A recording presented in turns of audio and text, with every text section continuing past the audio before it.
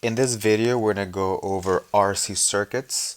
These are circuits that contain a resistor for the R and a capacitor for the C. So we're going to start by considering a DC circuit, which is a circuit in direct current. Something very similar to what's illustrated here, where we have a switch such that we can control when the circuit is open and closed. We have a capacitor and we have a resistor, and we have a potential difference here given by this epsilon, which is basically, in our case, a battery.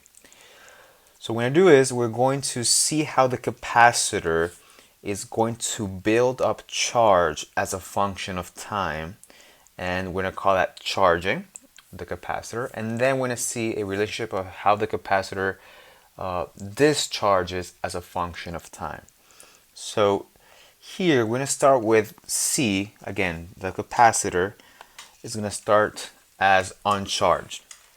And then after the switch is closed, you basically have charge that can actually flow throughout the circuit. And then the battery will begin to charge the capacitor as the charge passes through the resistor. Okay, so then we're going to first close the switch, and as we close the switch, the battery will begin to charge this capacitor. Alright, so until when does this capacitor charge? Okay, so quite intuitively, the capacitor process will continue until the capacitor is fully charged and reaches a maximum value. Okay, a charge maximum value.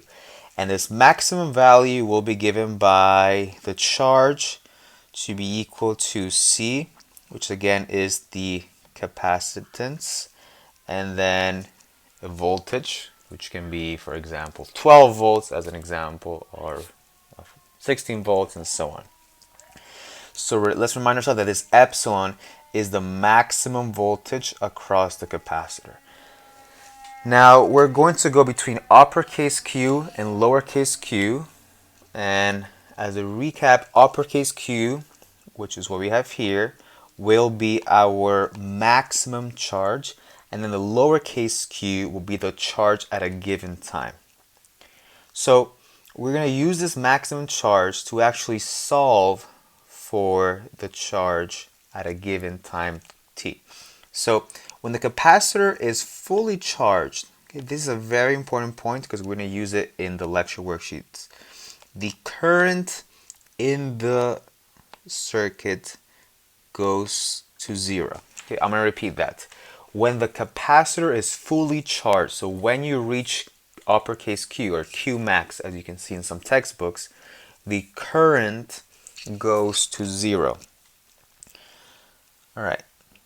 Now let's find the equation of this buildup of charge. Okay, so I'm going to let lowercase q to be the charge at a given time, and it will be equal to uppercase Q. Remember, that is the maximum charge.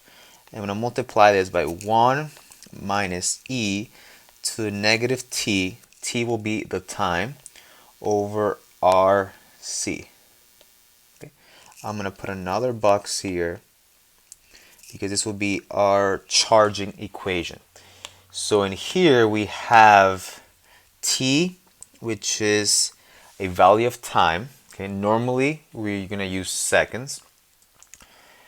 RC, which is actually what we call a time constant.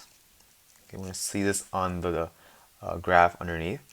E is a Euler constant, and we have maximum charge, and then the charge at this time here. Now, by plotting this equation, we will get an exponential form, and this is the charging exponential form. So in here we have time on our x-axis, and we have charge on our y-axis. This is a general exponential. I just drew the exponential form, but we're going to start at the 0, 0 part, and then as time goes to the right hand side. As time increases, then also charge increases. And here we have two important points. We have a location which we're writing here as tau, and tau is denoted when you reach 0.632 C epsilon. In other words, this is when you reach 63.2 percent of the maximum charge. And then here we have C epsilon, which is the value of the maximum charge. So we have a location that we call tau, which is one time constant, and then the value of a maximum charge. So I'm going to write this time constant here in a more formal way. So the value of tau, which is a time constant, is given by multiplying the resistance times the capacitance. So if you have a problem that gives you the resistance and the capacitance of a circuit, you're just simply going to multiply those two numbers together and you're going to get the time constant. And it is the time required for the charge to increase from 0 to 63.2% of its maximum value. So let's show this graph again. When you reach one value, 1 tau, that is when you reach 63.2 times the maximum value that you would have here. Okay, going from 0 to 63.2% of the maximum charge. All right, so why 63.2%? So let's just really quickly prove this to you. So let's substitute T, which is, let's make this a nicer T. T, which is the value of time that you can plug in to find, okay, what is the charge at T, equal tau, which is also equal to RC. Now, putting this into our charging equation, we have that the charge is equal to, again, the maximum charge multiplied by the quantity 1 minus e to the negative t over tau. Okay. If your numerator and denominator is the same, what we're going to get is we're going to have a t over t, or you can equivalently rc over rc. So this is equal to q, uppercase Q, which is our maximum charge, multiplied by 1 minus e to the negative 1. Okay, so we're solving for the charge when t is one time constant. And by doing that, if you plug this into the calculator, if you do 1 minus e to the negative 1, you have 0.632 of the maximum charge. So this is where the 63.2 comes from. And here we have two relations. Okay, this can be a very common multiple choice question that I can put on the quiz, test, or just simply on Canvas, where we can find the relationship of a larger or long value of tau and a shorter value of tau. Okay, so for a longer value of tau, again, this is the time constant, the capacitor will charge slowly. Okay, so longer tau or larger value of tau, capacitor charge slowly. And on the other hand, a shorter value or smaller value of tau, time constant, will give you the capacitor to charge actually quicker. Okay, the capacitor will charge quickly. Alright, so just as the capacitor charges as I close the circuit, we can analyze how the capacitor discharges as you have a discharge. So I again drew a overall exponential format. So on the x-axis I have my time, normally again in seconds. On the y I have charge. And I start at a here uppercase Q, which is our maximum charge, and you have a discharge as time progresses. So here in this discharge, we will reach a location, which again we have this value of tau, and in this case this tau is 0.368 times, or 36.8% of the maximum charge. And very similar as before, I'm just going to show you, okay, why is it 36.8 times the maximum charge?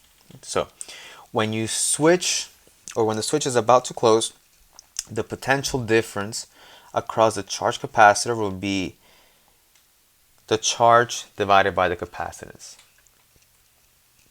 Okay, so the charge as the switch is closed, so let's keep it as t is equal to 0. Okay. So if you are a little lost, what we're doing here is that we have a charged capacitor, fully charged capacitor, and then we're going to close the switch at t is equal to 0, and we're going to see how the capacitor discharges with a closed circuit. So the equation will be that the charge Q at a given time is equal to Q times E to the negative T, or RC. Again, remember this RC is what we have, or we call the time constant. Time constant, which is given by tau. Okay, so some questions are very straightforward. They're simply solve for the time constant. You just multiply R times C. All right, so again, let's do the same exercise. Let the time be equal to the time constant, and let's see what happens. So what happens if I plug in here the time constant? We will have Q is equal to uppercase Q e to the negative 1. Okay, like before, because we have the numerator and the denominator to be identical. So this is where we get the negative 1 here. And if you just simply put that into a calculator, you will get 0.368 Q. So one time constant is the time to go from Q, which is our maximum charge, to 36.8% of the maximum charge. So this is an overview of how you charge and discharge a capacitor of an RC circuit. And those are the two equations that we're going to use for charging and discharging of this RC circuit. Now I'm going to do the remainder of the questions of our lecture worksheet 4 on a separate video so that you can actually first watch the theory a couple of times. Again, pause it at your own pace, take notes as I'm going to collect the notes, and then do the examples on a separate video.